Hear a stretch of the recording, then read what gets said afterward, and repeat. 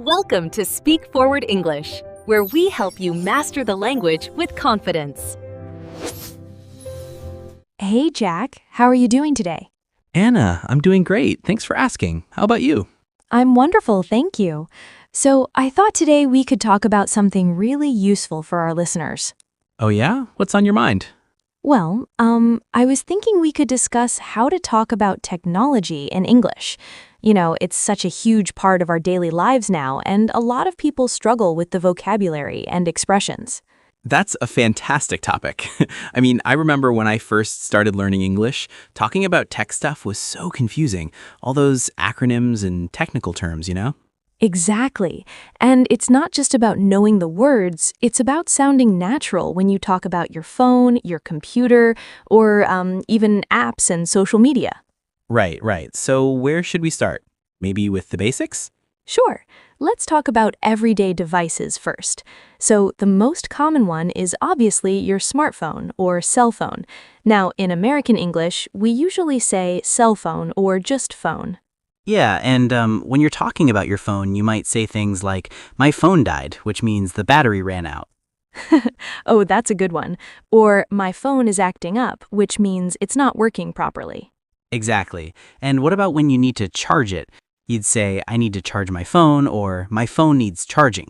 Right. And here's something interesting. We don't usually say, I need to give power to my phone.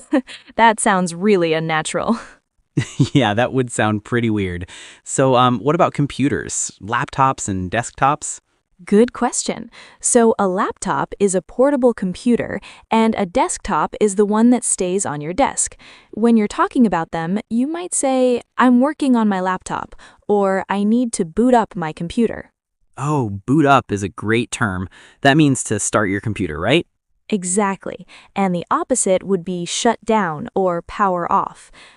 You could say, don't forget to shut down your computer before you leave. And what about when something goes wrong, like when your computer freezes? Oh, that's super common. So if your computer freezes, it means it stops responding. You can't click on anything, nothing moves. You might say, my computer froze, so I had to restart it. Right, and restart or reboot means to turn it off and on again. That's usually the first thing tech support tells you to do, isn't it? Always. Have you tried turning it off and on again? That's like the universal solution. Okay, so let's move on to the internet. How do you talk about connecting to the internet? Well, you might say, I need to connect to Wi-Fi, or do you have the Wi-Fi password? Perfect. And Wi-Fi, by the way, is pronounced Wi-Fi, not Wi-Fi. I've heard people say it different ways. Yeah, that's a good point. And when the internet is slow, you might say, the internet is really slow today, or my connection is terrible. Exactly. Or you could say, the Wi-Fi keeps cutting out, which means it keeps disconnecting. And what about when you're trying to go online? You might say, I'm going to go online, or I'm going to browse the internet. Right. Or more specifically, I'm going to check my email, or I'm going to browse social media. Speaking of social media, that's a huge topic. Oh, yeah. So how do people talk about social media in everyday English? Well, first of all, the main platforms. You've got Facebook, Instagram, Twitter, which is now called X, TikTok, LinkedIn, and so on. When you talk about using them, you might say, I'm scrolling through Instagram, or I'm checking Facebook. Scrolling is such a perfect word for that, because that's literally what you do with your finger, right? Exactly. You scroll through your feed. And speaking of feed, that's another important word. Your feed is the stream of posts and updates you see. Right. And when you share something, you might say, I posted a picture on Instagram, or I shared an article on Facebook. And then there are likes, comments, and shares. You could say, that post got so many likes, or did you see all the comments on my photo? Yeah, and what about following people? You'd say, I follow her on Instagram, or he has a lot of followers. Exactly. And if you stop following someone, you unfollow them. Or if you want to block someone, you'd say, I blocked that person. Sometimes necessary. Now, what about apps in general? How do we talk about downloading and using apps? Great question. So, when you want to get a new app, you say, I'm going to download an app, or I need to install this app. And where do you get them from? You'd say, I downloaded it from the App Store if you have an iPhone, or I got it from Google Play if you have an Android phone. Exactly. And once you have it, you might say, I'm opening the app, or let me check the app real quick. And if an app isn't working well, you could say, this app keeps crashing. Oh, crashing is another good tech term. That means the app closes unexpectedly, right? Right. Or you might say the app keeps glitching, which means it's having small errors or problems. Mm-hmm. And what about updates? Apps need updates all the time. Oh, yes. You might say, I need to update my apps, or there's a new update available. And sometimes you say, my phone is updating when it's installing a system update. Right, and those updates can take forever sometimes. They really can. Okay, so let's talk about some other common tech activities. What about taking photos? Oh, that's easy. You'd say, let me take a picture, or can you take a photo of me? And with smartphones, you might say, let me snap a quick pic. Snap a pic is very casual and common. And then what do you do with those photos? You might say, I'm going to upload this to Instagram, or I'll send it to you. Right, and when you're sending it, you might say, I'll text it to you, or I'll email it to you, depending on how you're sending it. Exactly, and texting is a verb we use all the time. I'm texting my friend, or he texted me earlier. Yeah, texting is huge.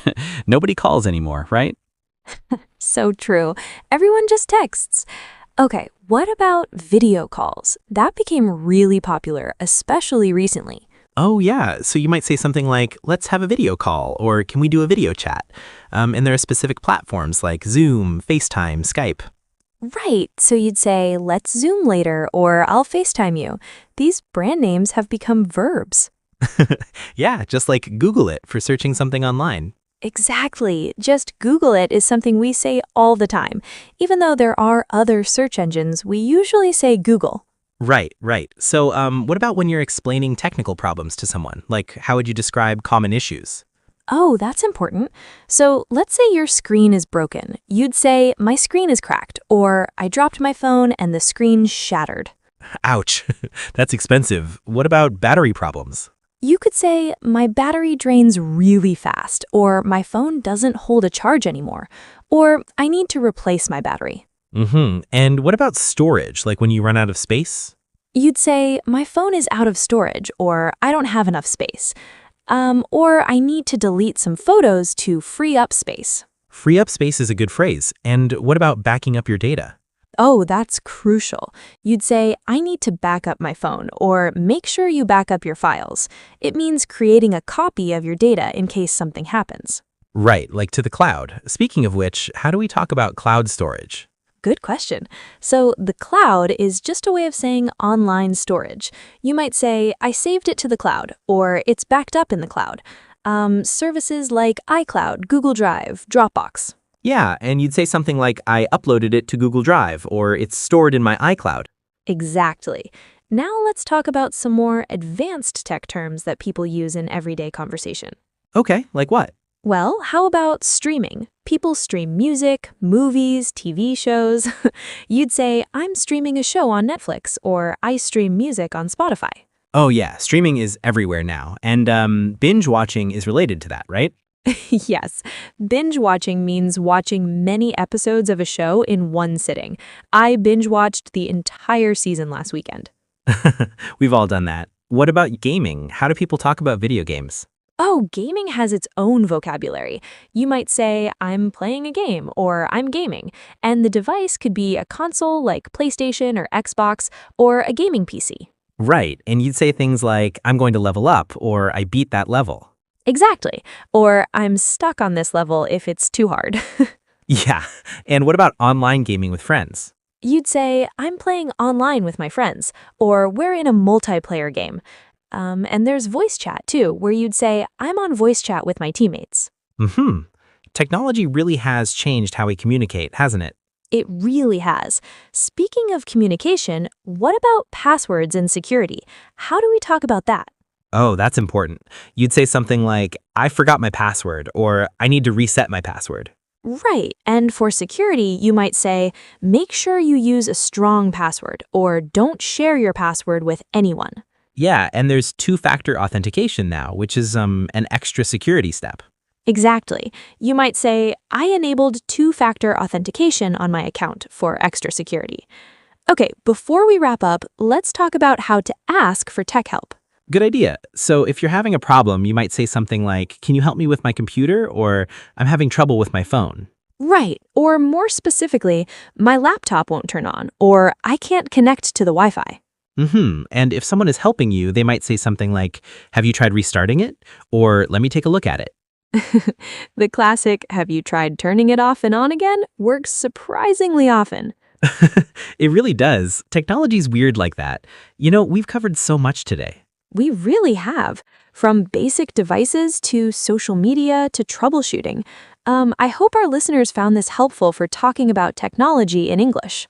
Definitely. And remember, the best way to get comfortable with this vocabulary is to practice using it in real conversations. Absolutely. Try to describe your tech activities in English, even if it's just to yourself, like I'm checking my email or I'm scrolling through social media.